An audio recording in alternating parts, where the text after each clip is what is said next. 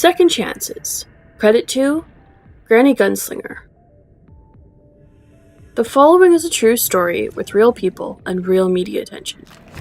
I'm going to try to be vague in areas which would expose my identity, but if you are able to figure out who I am, I ask that you please respect my privacy and not try to contact me in any way other than the comment section here. I am not a writer.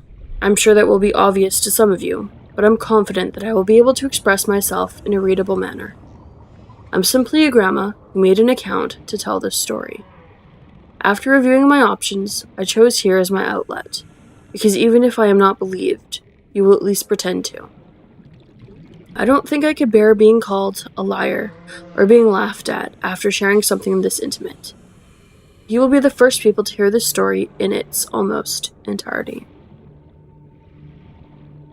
It was late spring, back in a time where you might have been hearing the Buggles on both the TV and radio.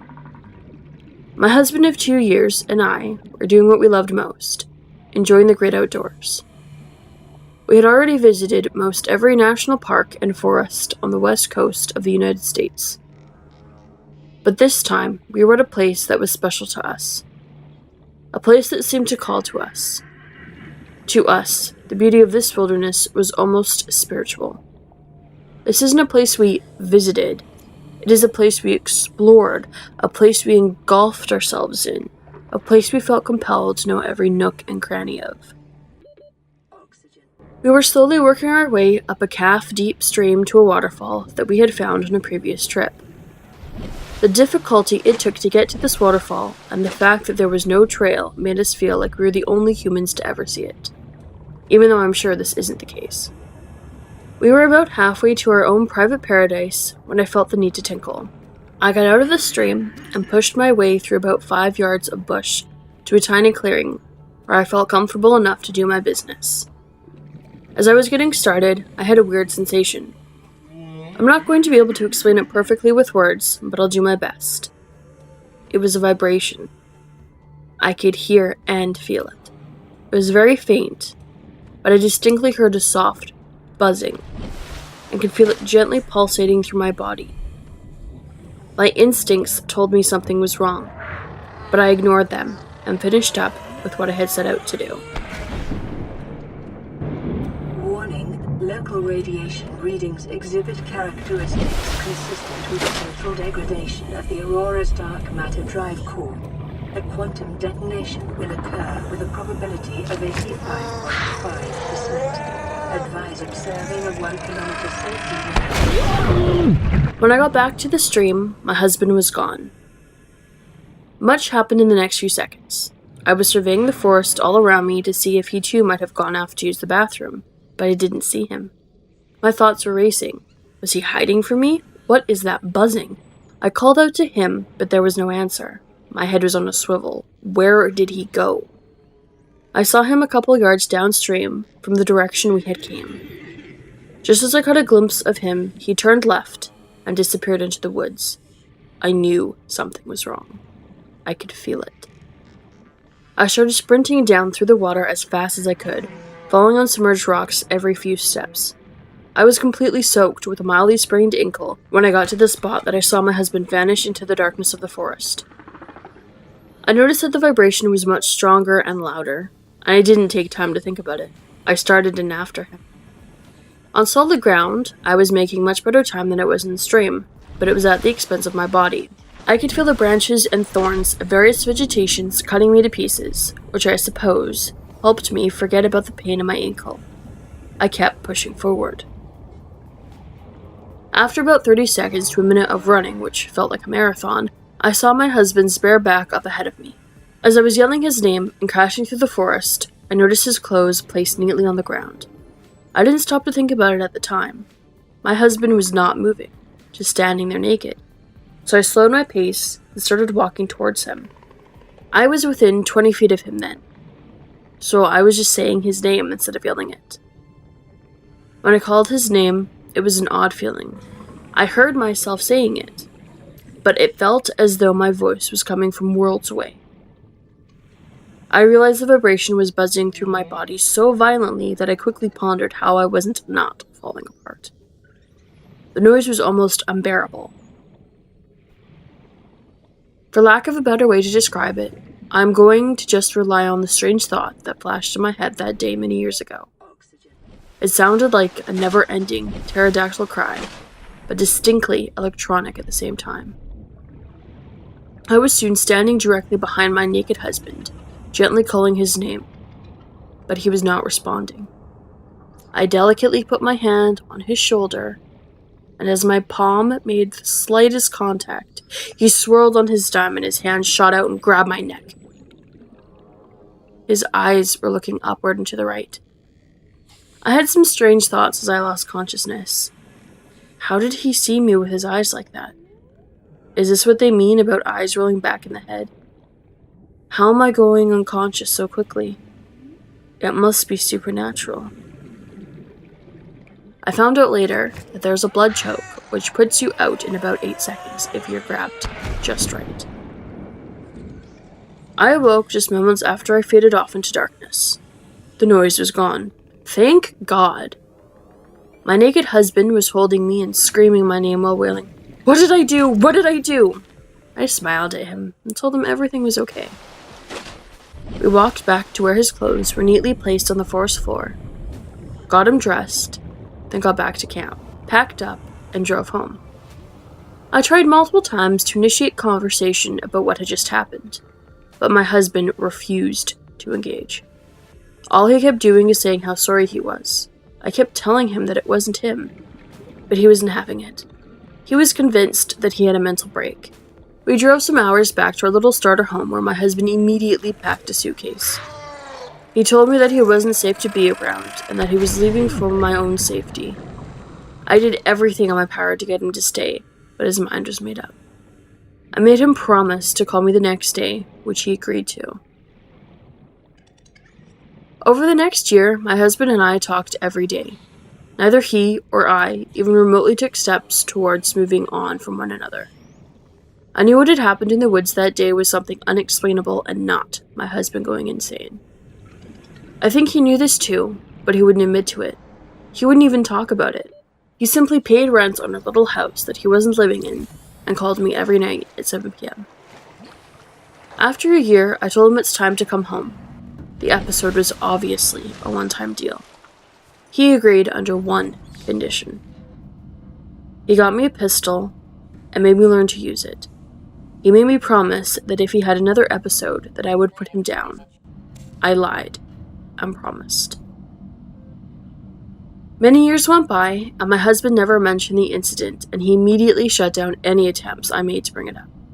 Then one day, out of the blue, he looks at me with a weird expression on his face and asks, "Honey, that day everything happened? Did you see a big dog out in the woods?" I told him no, and then I had a million questions for him about it. I watched him shrink into a shell right in front of my eyes, but I kept pressuring him about what he saw. All I got out of him is that he shouldn't have brought it up. I have no clue if that information is an integral part of the story, but since it's my husband's only reaction to the event, I figured I better include it. We had a family, successful careers, and lived happily ever after. Until one day. When our children were grown, and we decided to go back to the place we once loved so much. We set up camp and had a wonderful time.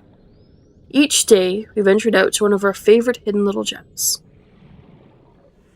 On the morning of our final day, I told my husband that we should go see our waterfall. A relaxed and happy husband agreed. It surprised me he didn't even hesitate. I think conquering this part of our lives was what we both had in mind when we came. We hiked along until we got to the stream. We started up it again, just like we had all those years ago. It was much, much harder to walk upstream than I remembered. I had stayed in shape, but most reading this would still call me old. As we trudged along, I was looking for familiar landmarks, but really it just all looked the same. I would never be able to pick out where everything happened last time. We'd been hiking for maybe an hour when my belly rumbled, and I knew I should have passed on my husband's specialty charcoal tinfoil burrito. I won't go into details of IBS, but it is going to happen to many of you. Those of you familiar with this ailment will understand that I had to take action immediately. I ran off into the woods. The thought had crossed my mind of the similarities of last time, but the physical reaction I was having was too violent to dwell on it. As my body was getting back to normal, I felt a slight vibration in my head. I knew that my life had forever changed. I didn't wipe. I barely got my shorts back on before I charged back to the stream. He was gone, just like I knew he would be. I looked up and downstream. He wasn't there. I knew I only had this chance. I started running downstream from the direction we had come, just like last time, but the vibration wasn't getting stronger. In fact, I realized it was gone. I was going the wrong way. I sprinted back upstream, trying to catch the noise. Over the next few hours, I went every direction in the woods, but was not able to find my husband or pick up the vibration. Search and rescue was there within 2 hours of me getting a hold of them. The next day, they had dogs. I took them right to where he was missing, but they never caught a scent. I heard one of the handlers state that he'd never seen his dog act like this. A certain number of days into the search, they found my husband's clothing resting neatly on the forest floor, not too far from where I showed them to start the search. I hated myself. I've never told the story to anyone. I consider myself an open-minded person, and I know how I would react if someone told me a story like this. That's why I chose to keep this to myself all this time. The one person I knew I could talk to about it did not want anything to do with the conversation. Some years later, a retired police officer has stumbled onto the fact that there are a multitude of mysterious vanishings in wilderness areas. He has written a series of books on the events, and has included my husband's case in one of them. He doesn't have a lot of the story right, but what he had about the dogs and my husband's clothes was close enough to the truth that I had to consider telling this man about what happened to us all those years ago. Instead of contacting him by email or phone, I decided to fly out to one of his seminars. I thought I might get to be around people who were going through something similar to what I was. I can't tell you how disappointed I was. I don't think anyone at this man's seminar had missing loved ones. It was just a bunch of middle-aged men talking about freaking Bigfoot. Excuse my language. I thought to myself that at least these men were open-minded. I picked a small group of men, chatting amongst themselves, introduced myself. Emergency. Seismic readings suggest a quantum detonation has occurred in the Aurora's drive core.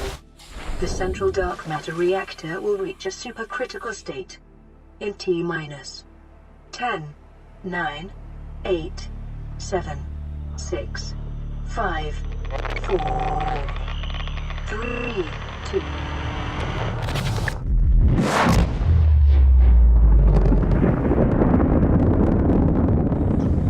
And told them a very small portion of my story. They laughed at me. These grown men, talking about how to identify the different kinds of Bigfoot scat, laughed at me. I was furious and left. Maybe I should have waited around and spoke with the author of the books, but I decided to let it be.